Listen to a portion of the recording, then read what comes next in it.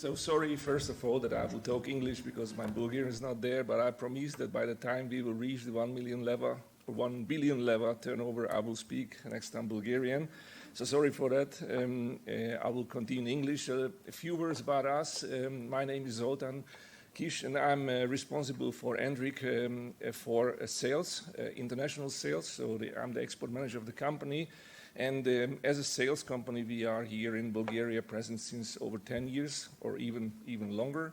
And I'm also having another position. I'm the head of the R&D department because recently Endrich started also our own R&D activities and product development. It's quite new, probably not so many distributors of electronic components are acting as also software or hardware development houses, but we do so. We have like a 45 years of experiment in the market. We have reached the top 10 electronic distribution in Europe, and we have in focus technical sales. So that makes us also capable to do something like product development for our customers. And we declared ourselves already long-term as a player on the IoT market by means of selling components of IoT, selling a wide range of sensors, selling the microcontrollers, communication modules, and display solution. But what we didn't have and what we recently introduced is a kind of service together with that we make designs, and we make these designs open to everyone, that you can, guys, copy us and you can make your own IoT computers. You can use our services free of charge in order to boost our component sales. And we make everything, all the reference designs and everything available as a case study. What I'd like to talk about is our major IoT-related service that we do right now. And this just as a slogan, what we tell to everyone, we make your device smart. So what does it mean that we make your device smart? We would like to connect your devices to the internet that they can send their parameters, their operational parameters to a database. And so we equip a lot of sensors to your computers or to your any kind of machines. We make a kind of gateway with putting some microcontrollers into these machines.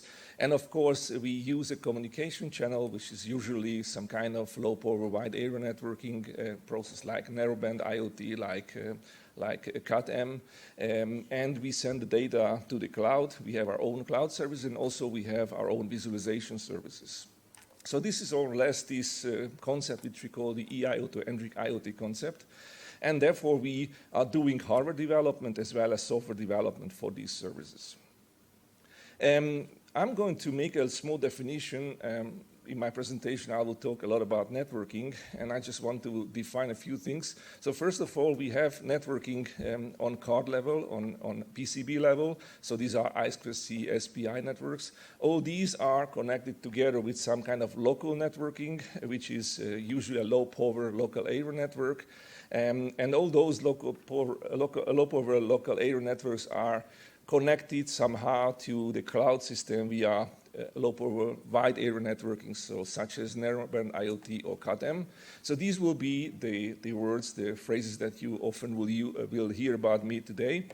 The first networking strategy that we are using for sending sensor data to the cloud is a kind of point-to-point solution where the sensor itself is smart enough to have the internet connection and send the data over the internet to the cloud. For that, we had a product that we developed during the COVID. So COVID for us did not mean only negative things. It accelerated our developments because I had no time to go to the customers. I cannot enter Bulgaria even.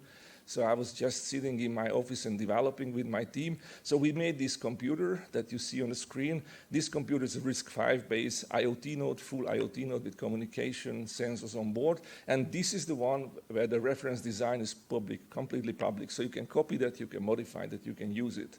So we send the sensors data based on this board to the internet. And that route development, which we made already back to 2021, we enhanced these years and we made it smaller, much smaller. We have everything on board what the other board had, but we made it with a lot of smart enhancements. For instance, we have a wireless rechargeable battery inside. We kept the narrow band and the cat-m communication on it, and we downsized it completely. The same structure by the networking is still there, so we are just using a point-to-point concept.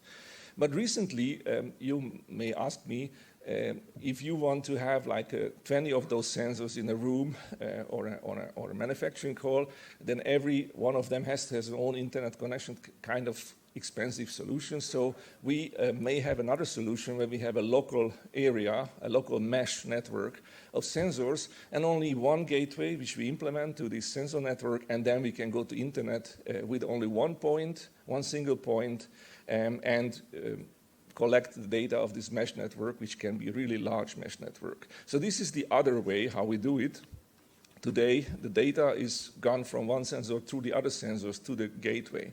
So a few words about the NeoMesh, the protocol behind it. We are working together with the Danish company Neocortec.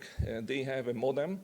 They have a local area networking wireless modem that is a small modem which is operating on sub-gigahertz frequency. So it's industrial-wise very, very good one. I mean, it can penetrate through an industrial area easier than the Bluetooth or the Wi-Fi, which are operating on 2.4 gigahertz. The NeoMesh is a self-forming network, an ad hoc network. Doesn't need to have any network coordinator. Is completely independently built up. The routing is completely automatic, completely autonomous. So you just switch on. It starts to be the part one node. Starts to be the part of the network immediately, and you can have like 65,000 nodes in one network. So you can imagine that, supposing like 10-15 meters distance between each node, you can set up this mesh covering a large area, like a square kilometer area even. So this makes it very easy then for manufacturing halls, for big rooms, or even a small city or a small village or a small factory.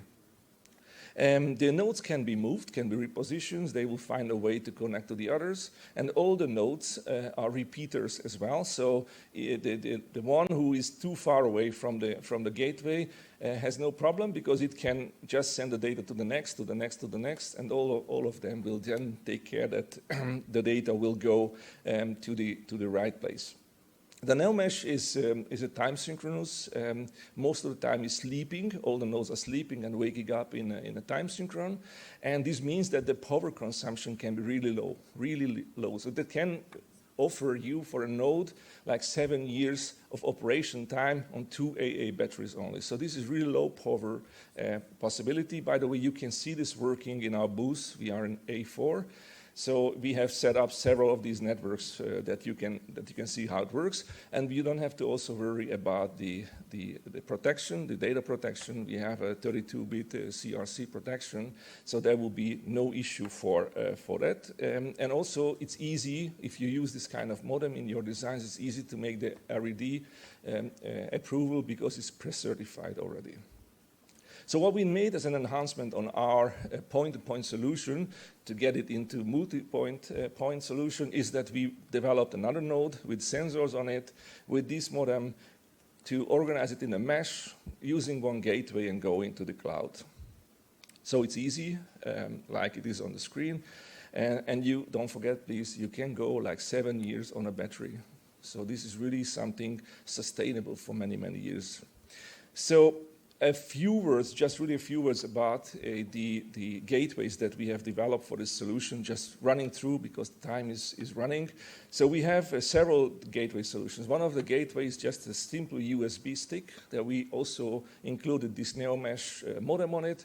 With this, you just put in your computer and your computer becomes a gateway. Through his own internet connection, the complete NeoMesh data can go to the internet cloud. So this is one of the easiest one, but of course this is not independent. You have to have a PC for that. We wanted to have also things that do not require a PC. So this is, by the way, the evaluation kit that we have made and we are offering to our customers, that they can take and just plug in the computer, run the program, and they can test the NeoMesh. So what we did also, it's another microcontroller-based gateway. This is, by the way, a power meter, so everything that is plugged into this plug, the power consumption will be measured and will be sent to the cloud the same way, and is acting also as a gateway to external sensor network. Then we had also another one. This gateway we made it for companies who are making water measurement, water level, ground moisture level. So this is dedicated for them. Same way, is acting like the others. And last but not least, we have also an industrial gateway that can also accept wired networks like 4 to 20 milliamp or RS485 sensors, and in the meantime also can act as a wireless gateway for the NeoMesh and sending the data to the cloud. So these are these sensors, and I just want to tell a few words about demos and about use cases which we show here in the exhibition on our booth. So one of them is a live use case. We are working together with a company who is manufacturing heating equipments. And you also know that Mr. Putin made us in a trouble all over Europe with the high gas prices, and everybody is looking like how to save power, how to save energy. They want then to know the exact temperature distribution in a manufacturing hall when you use a lot of gas to heat. So they just want to use gas wherever is needed. So for that, we need an exact temperature mapping. And our NeoMesh solution of sensors are really perfectly okay to do this. In the beginning, we used just point-to-point solutions, but now with this multi-point solution, we can use like even 20, 50 sensors in a hole, and we can make a very exact temperature mapping. And for that, to demonstrate it, because I cannot bring here a complete manufacturing hall, we made a Lego demo. So you can find a nice Lego manufacturing hall with some 3D printed heating elements, and we use the real sensors inside this demo, and you can see on a PC program kind of display how does it work in the reality. So that's one of the demos that we brought. We also have live use cases with these small sensor elements, sensor nodes on the refrigeration market. You also have in Bulgaria nice refrigeration companies. We can make the fridge smart. We can monitor online and real time the temperature distribution in the fridge. We can count how many times the door is open. We can watch the power consumption of the fridge. We can hear the strange noises maybe that are present. So we can support here predictive maintenance, also marketing data. We work together with big companies on this at the moment in South America, but we are also coming to Europe there for sure. So this is something that we are working on. And then we also work with agricultural customers. Agriculture is also requesting a lot of times soil moisture, for instance, soil moisture level. Because water is also expensive, irrigation is expensive, we just want to irrigate when it's necessary. So we can use this technology to put sensors into the ground to measure the sensitivity, the level of humidity in the ground, the moisture level in the ground. And with that, we can command irrigation just when it's necessary. In our booth, you will find probably one plant which we have put some of these sensors, and we add these sensors to the NeoMesh network. So this is something that is also possible. You can see really wide range from the refrigeration to the whole manufacturing whole monitoring. We can use these sensors for everything. So these are the dashboard software that we created for this fair only, and these are on the right side. The products that we developed as conceptual products with the communication on the sensor. So I'd like to say many thanks for your presence. I tried to be in time. I hope I succeeded. And if you have any questions, feel free to visit us on our booth where my colleagues, the developers, are also there, so you can have the answers from first hand. So I'd like to see you there. Myself, I will not be there in the afternoon. Sorry, I have to fly now to Zurich because there's the next conference tomorrow that I'm speaking. So, but my colleagues really can help you. Thank you very much for your patience.